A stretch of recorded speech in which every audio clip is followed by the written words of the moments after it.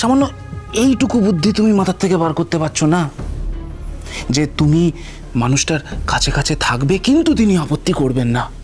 ভাবো ভূমি, ভাবো, থিঙ্ক। দেখো, তোমাকে একটা কথা বলি, মানুষটা তো লেখাপড়ার মানুষ, সারা জীবন লেখাপড়া নিয়ে ছিলেন, এখনো আছেন। লেখাপড়া নিয়ে কথা শুনতে পছন্দ করেন, কথা বলতে পছন্দ করেন। তুমি একটা কাজ করো না, তুমি ওনার সঙ্গে লেখাপড়া নিয়ে কিছু বলো না। ওটি তো হচ্ছে না, লেখাপড়া নিয়ে তো তুমি আবার বিশেষ কথা কিছু বলতে পারবে না, কিন্তু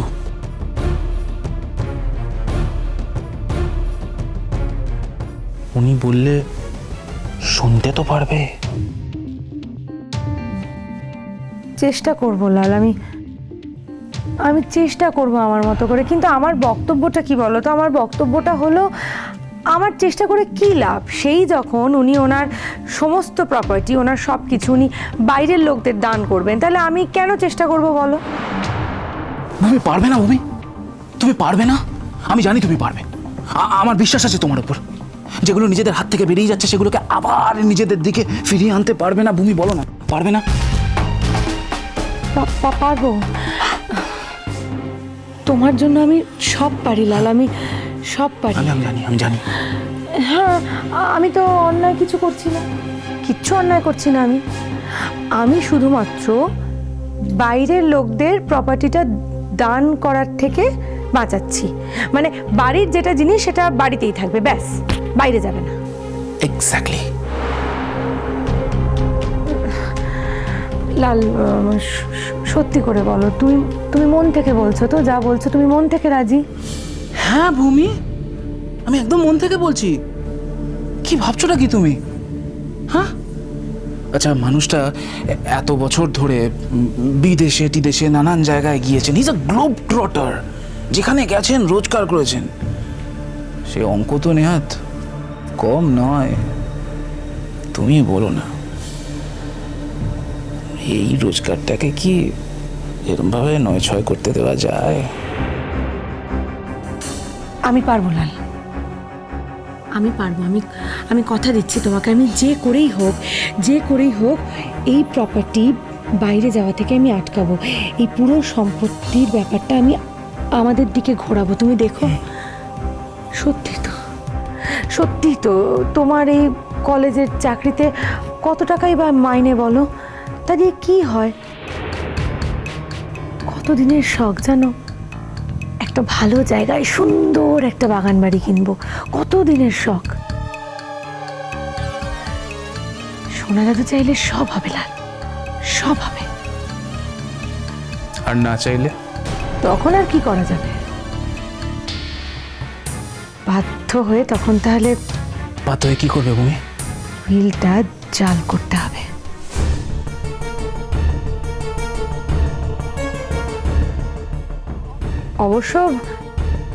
অবশ্যই যদি তোমার অনুমতি থাকে তবে।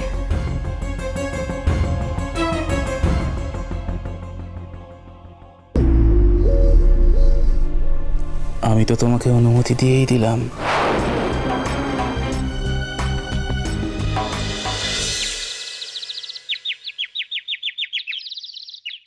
কি ব্যাপার, জামা কাপড় পরে কোথায় চললে?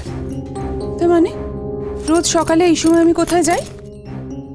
তার মানে কালকে যে কথাগুলো তোমায় বললাম সেগুলো শোনার কোনো প্রয়োজন মনে করলে না? পাগলামি করো না, যথেষ্ট বয়স হয়েছে তোমার। আর যাই করো, এই বয়সে তোমার পাগলামি করাটা সাজে না। আমি পাগলামি করছি? তোমার রাস্তা আটকে আমি এখানে দাঁড়িয়ে আছি, তুমি কি করে যাও আমি দেখি। যাও। প্রত্যেক দিন পৃথিবীতে হাজার হাজার মেয়ে মা হচ্ছে, তার মানে কিন্তু এই কথা নয় যে তাদের যে ডেলি রুটিন, নর্মাল লাইফ, সেটাকে ডিনাই করতে হবে। কেন এটা তুমি বুঝতে পারছো না বলো তো? কেন ভাষণ দিচ্ছ বলো তো? তোমার তো স্কুলে ছাত্রছাত্রী আছে, সেখানে ভাষণ দিলে ভালো হয়। আমি তোমার এই বাড়িতে গার্জেন, আর ডাক্তারবাবুকে দেখিয়েছি, তিনি বলেছেন প্রথম ৩-৪ মাস সাবধানে থাকতে হবে। সুতরাং ডাক্তারবাবুর কথা শুনে চলবো, তোমার বাইরে যাওয়া চলবে না, ব্যাস। কিন্তু ডাক্তারবাবু একবারও এই কথা বলেননি যে মিনু সারাক্ষণ তোমাকে শুয়ে বসে থাকতে হবে। তিনি বলেছেন সারাক্ষণ নিজেকে কাজকর্মের মধ্যেই রাখবে, তবে হ্যাঁ, সাবধানে থাকতে হবে। চল। দুটো জিনিস একসঙ্গে হয় না মিনু। তুমি ট্রামে বাসে করে স্কুলে যাবে, এটা আমি অ্যাকসেপ্ট করতে পারবো না। এই তুমি কি চাও বলো তো আমার এই স্কুলের চাকরিটা চলে যাক? শোনো, এতদিনের মেটার্নিটি লিভ আমাকে কেউ দেবে না। কিন্তু মিনু, তোমার এই চাকরির থেকে আমার বাচ্চার দামটা অনেক বেশি। হ্যাঁ, সেই জন্য তুমি স্কুলেতে এই ট্রামে বাসে করে যাবে না। আচ্ছা শোনো, তোমার কি করতে হবে বলো? তোমার সেক্রেটারি বাড়ির ঠিকানাটা দাও তো, অনেকে গিয়ে অ্যাপ্লিকেশনটা জমা দিয়ে আসি। দাও। শোনো, চাকরি নিয়ে না প্লিজ কোনো পাগলামো করো না। মানে আমার না আসলে সিরিয়াসলি কোনোদিন চাকরিটা করোনি তো, তাই তুমি বুঝতে পারছো না। ভাগ্যিস কথাটা বললে, না হলে তুমি জানতেই পারতাম না যে আমার কোনোদিন সিরিয়াসলি চাকরি করা হলো না। অমনি রাগ হয়ে গেল, অমনি রাগ হয়ে গেল তো। আরে বাবা, আমি কিন্তু তুমি চাকরি করো না বলে আমি কিন্তু কিছু বলিনি। তুমি আমাকে মিনু, তুমি কি বলেছো সেটা বোঝার মতো বয়স বুদ্ধি দুটোই আমার হয়েছে। প্লিজ এরমভাবে সকাল সকাল মুডটা অফ করে দিও না। আজকে সারাদিন অনেক কাজ আছে, অনেকগুলো পরপর মিটিং আছে। এইভাবে যদি মুডটা অফ হয়ে যায় সকালবেলা আমি না মন দিয়ে একটা কাজও ঠিক করে করতে পারবো না। সন্তানটা শুধু তোমার একার নয় মিনু, যে আসছে সে আমারও অনেকখানি। আবার এইসব কথা বলছো তো? আচ্ছা ঠিক আছে, অতই যখন টেনশন হচ্ছে তোমার, তুমি আমাকে চলো, আমাকে স্কুলে পৌঁছে দেবে, চলো। আরে বাবা, ট্রামে বাসে করে তুমি স্কুলে যাবে না। এই অবস্থায় ভিড় ট্রামে বাসে তোমাকে আমি উঠতে দেব না। যদিও আমাদের একটা গাড়ি থাকতো তাহলে আমি তোমায় যেতে দিতাম। হ্যাঁ, বাড়ির একটা গাড়ি আমাদের আছে, নাও কেউ আসতে, আসলে ওটা তো মেজদার গাড়ি। আর তোমাকে স্কুলে দিতে যাওয়ার জন্য সেটা আমি কখনোই চাইতে পারবো না। ছি, আজ যেন কোনোদিন তোমার মুখে এই কথা না শুনি। বাড়ি থেকে স্কুল যাওয়ার জন্য কোনোদিন কারুর গাড়ির প্রয়োজন আমার হবে না।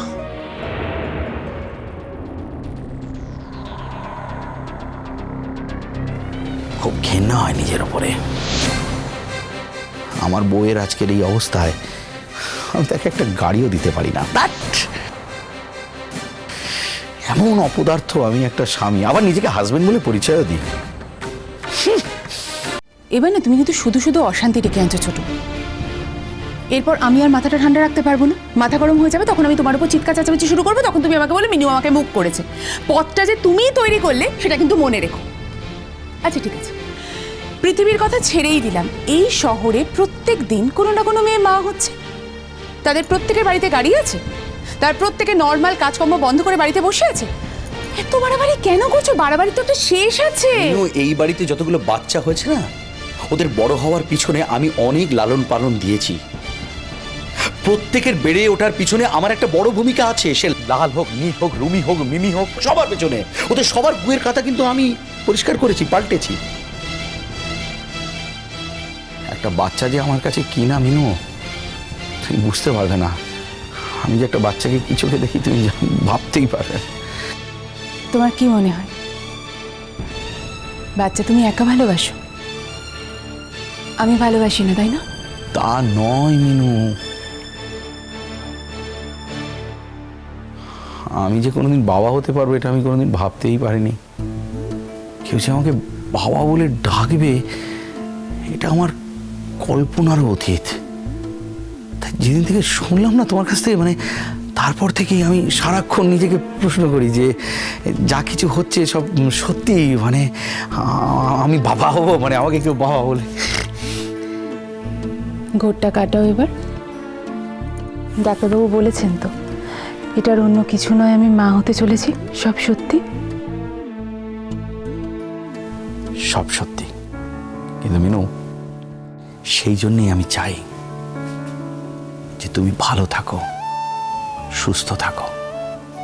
কারণ যে আসবে তাকে তো খুব সুস্থ আর ভালোভাবে পৃথিবীতে আসতে হবে, তাই না? আর মা যদি ভালো না থাকে, সুস্থ না থাকে, তাহলে সে ভালো থাকবে কি করে, সুস্থ থাকবে কি করে? ওরে বাবা, আমি একদম ভালো আছি, একদম সুস্থ আছি ছোটন। ছাই আছো, হাফ কাপ জল খেলে বমি করে ফেলছো, যখন তখন মাথা ঘুরে যাচ্ছে, এটাকে সুস্থ থাকা বলে? বলো। অনেক মেয়ের মা হওয়ার সময় প্রথম 3-4 মাস এমন অসুবিধে হয়। ডাক্তারবাবু এই কথাগুলো বলেছেন, তুমি শোনোনি? যেটা খুব নর্মাল একটা ব্যাপার। হোক নর্মাল, তবু আমি তোমাকে ট্রাভেল করতে দেব না। Sunday, Monday,